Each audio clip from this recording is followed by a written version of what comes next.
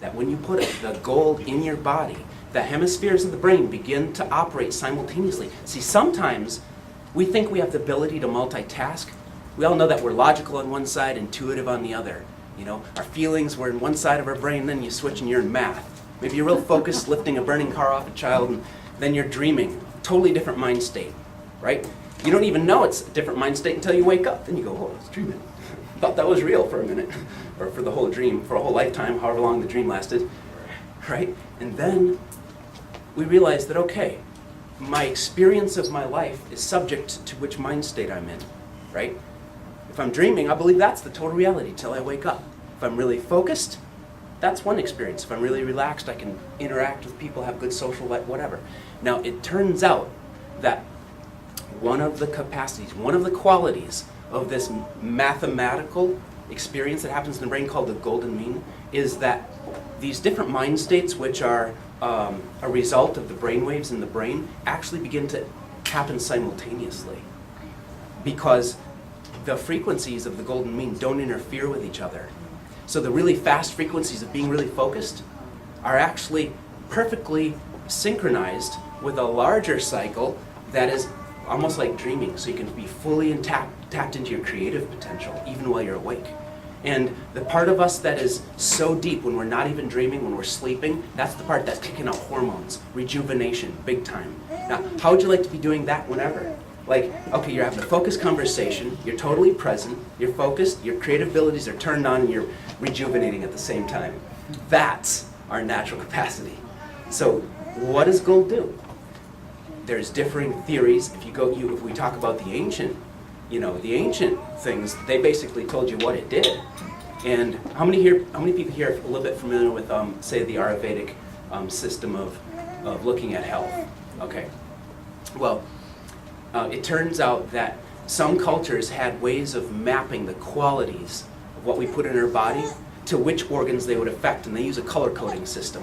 They said each part of the area was governed by a certain color, and what we find now, that this is being confirmed by science in such a way that, okay, call it out for me. What color is the heart? What? Green. Okay, so green, we know that. Now, what is the number one food for the heart? Green foods. Why is it green? Because it's got chlorophyll. What does chlorophyll have at the very center of it? Magnesium. Magnesium! Now, what is magnesium? It's green light bent into an atom. Okay? Now, it sounds strange, but when you unwind that atom, it becomes green light again. And that's why they use it in fireworks. When you want green fireworks, you take magnesium, put it around, burn it. Boom, you got green light. So you see, so all this stuff winds back around on itself and validates itself. So we could use the old ways to show how gold works in the body, or we could go straight to the science, straight to the things that the people in the white coats and everybody, wants to see in our world. So we've seen studies showing IQ going up radically over months of supplementation, 3 to 6 months IQ boosting. We've seen literal studies of watching the brain under EEG, harmonized, balanced brainwave functioning, which means we're present, we're clear, we're not stressed out. Here's another thing. Gold is super conductive. Gold is very conductive, and in electronics they use it in the electrical connections, high fidelity sound systems. They could use a more conductive metal, but they use gold for one reason: it carries a very smooth signal, right? So our nervous system, our brain, our hearts, they all run on electricity. Do we want to have a very smooth electrical system where there's no energy wasted in resistance? That's cool, because when that happens at the cellular level, there's a shift emotionally and mentally. When we drop resistance at the cellular level, we drop resistance emotionally and mentally. We have greater emotional dynamic elasticity. Our capacity in relationship goes up. We become more fun for our kids. We become more of who we are in the center of our being. And that's the nature of the golden mean, a heart of gold, a golden age. It represents the highest that we could ever want to embody from the inside out. So for me, when I was a gymnast many years ago, I thought I was never going to walk again when I got into an accident. broke my leg. I was on crutches for 3 months. I thought I was never going to walk again. And I, at that time, was pounding pizza. I'd gotten my driver's license. I was raised fairly healthy. Organic this, organic that. Not a lot of white sugar, not a lot of, white flour, that kind of thing. I was aware to some degree. But when I got my driver's license, started eating out, fast food, this, that, just pounding it. My tissues became acidified, which was not perceivable with the mind until I reached a point that was at the edge of my tissue's ability to withstand. So I was a gymnast, and here I am at a party, I'm doing a flip, and I do a twist, and it wasn't supposed to be there. I shouldn't have been ripped, I shouldn't have been injured, but I had reached a place that we now call normal human. It's human. We just consider it to be natural to have fully acidified tissues.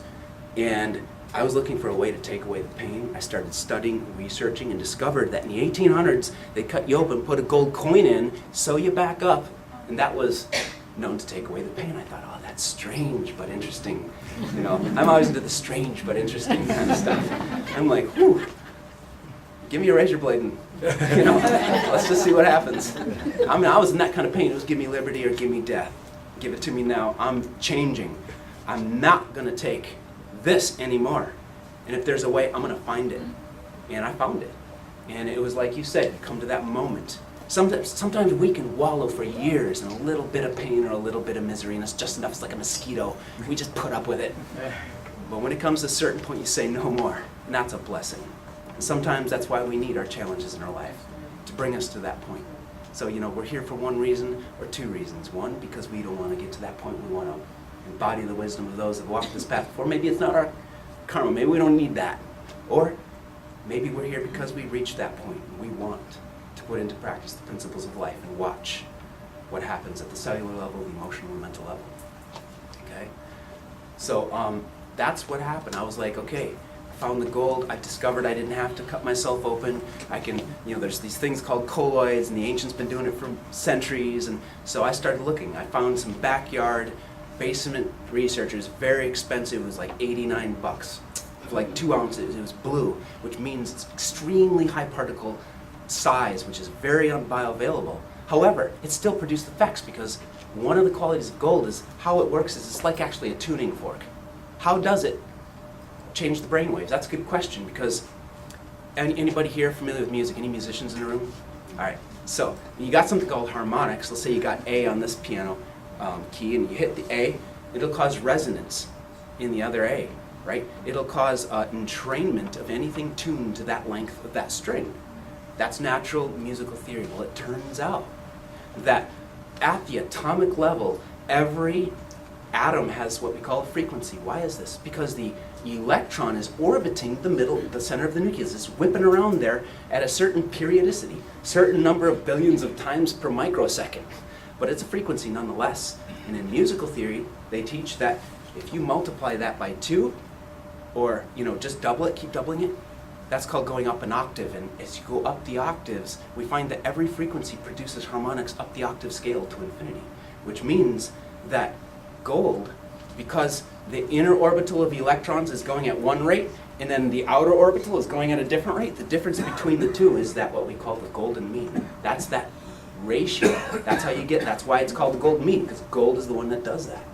And when you put it in your body, those harmonics begin getting the brain to the golden mean ratio, which is the heart of gold, which is, hey, I feel great in my life, I love my family, and we always love our family, but sometimes after a long day of work, when you're 9 to 5 and it's like, check in tomorrow. And so we're just trying to bring it back to the good old days of 100 billion years ago when the soil had gold in it. I'm just kidding. So yeah, gold, enzymes, alkalinity. What we want to do is we want to put them together because you can have any one piece of the puzzle. If you don't have these 3 pieces, you could still be missing something. When I finally found the gold, started getting it in my body, I knew that we had to get this to the world. I spent 7 years figuring out how to make it bioavailable, figuring out how to get it in a large enough quantity that other people could actually use it. There was a time, unless you were an alchemist yourself, you would only have time over a long period of time to make it just enough for yourself. It was that precious. That was what gold was for. That's why the king had it. That's why the king hung out with all the alchemy people. He wanted the gold so he could rule a long time.